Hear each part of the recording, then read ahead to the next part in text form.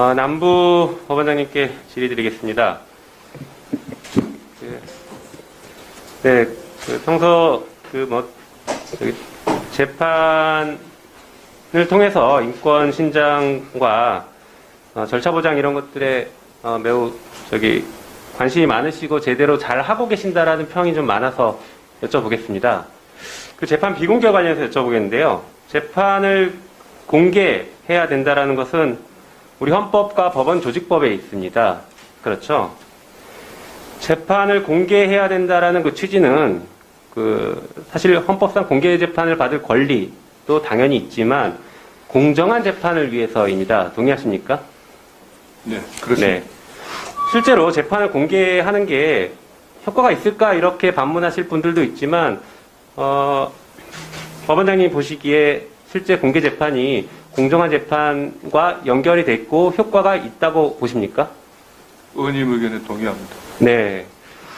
본 의원도 볼 때 실제로 이게 재판 공개를 통해서 언론이 취재를 할 수도 있고 혹은 다른 사건으로 와 있는 방청객 그리고 다른 변호사들이 재판 진행을 계속 보고 있기 때문에 재판을 편파적으로 하거나 일방적으로 하거나 혹은 선입견을 드러내는 얘기를 하거나 이런 것들은 사실상 거의 없다고 봐야죠.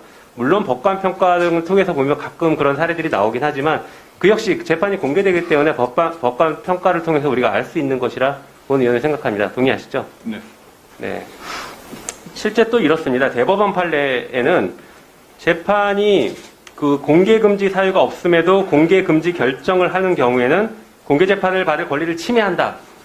위법한 재판이다. 이렇게까지 판결하고 있습니다. 이 부분은 알고 계시죠? 네.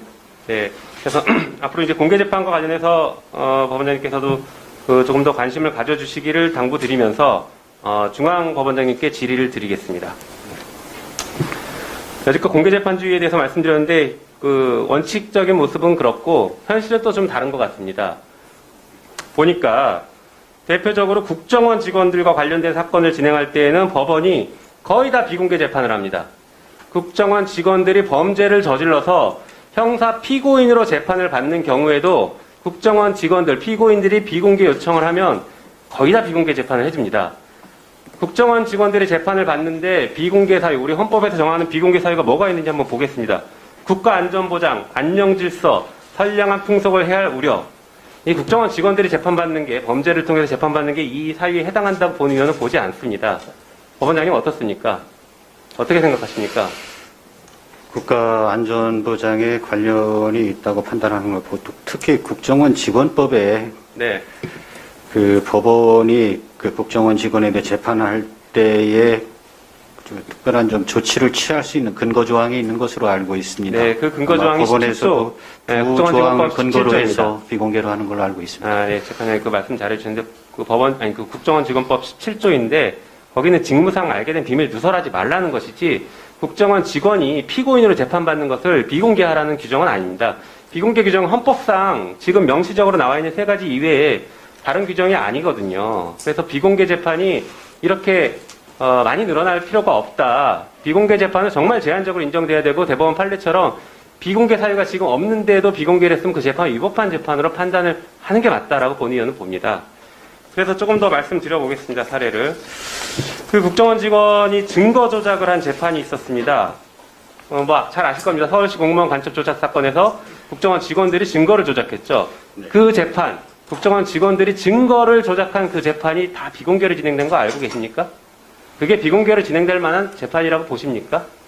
물론 이제 개별 판단이니까 조금 입장 밝히시기 곤란할 수 있다는 것은 이해하겠지만, 네. 지금 말씀드린 헌법상 비공개 사유에 본 의원은 해당되지 않는다라고 보고 있습니다. 또 말씀드려보겠습니다. 검사가 위조한 증거를 제출한 것에 대해서 변호인이 그 증거 위조됐다라고 반박하는 재판을 비공개로 또 했습니다. 이게 지금 국가안전과 관련이 있습니까? 본 의원은 좀 이해가 안 돼서 여쭤보는 것입니다. 이것도 비공개 사유에 해당된다고 보십니까?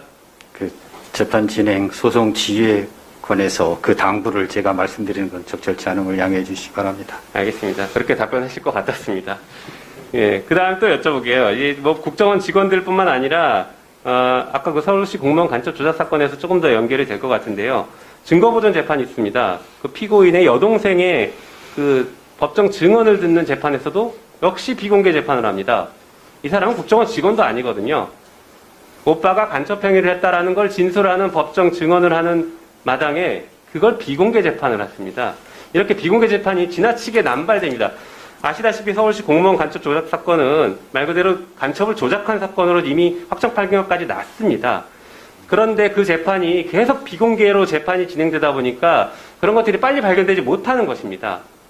언론을 통해서 감시가 돼야 되고 다른 재판장들이 그 법정에 들어오는 방청객들이나 다른 변호사들이 감시를 해서 저 재판 이상하다 이런 것들이 공개가 돼야 되는데 다 비공개가 됐던 것이죠. 그래서 이런 문제점이 매우 크다는 것을 말씀드리면서 마지막 사례를 들어보겠습니다. 역시 국정원 직원이 재판을 받고 있습니다.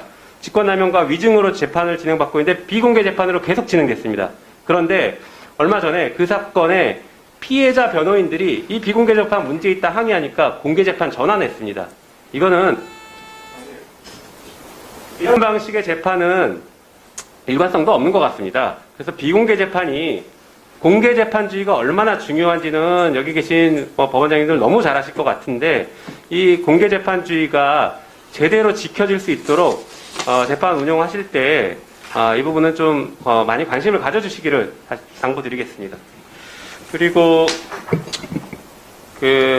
고등법원장님께 하나 또 여쭤보겠습니다. 서울고등법원장님께. 수사기관의 위법한 수사를 통제하고 견제하는 것이 사실은 법원의 고유 권한이고 가장 중대한 권한 중에 하나라고 보고 있습니다. 예를 들면 위법한 압수수색이나 고문에 의한 허위 자백들 이런 것들은 법원에서 다 걸러줘야 된다라고 본의원 보고 있습니다. 그래서 어떻게 보면 이제 그 위법한 수사를 걸러내는 매우 중요한 수단이 진술의 임의성을 판단해 주는 문제라고 보입니다. 이 진술은 어떤 고문이나 공박한 상태에서 했기 때문에 증거로 쓸 수 없다. 아예 증거 영역에 들여놓지 않는 판단을 하는 게 중요한데 현재 법원의 관례를 보면은 대부분 임의성을 인정하되 신빙성이 없다.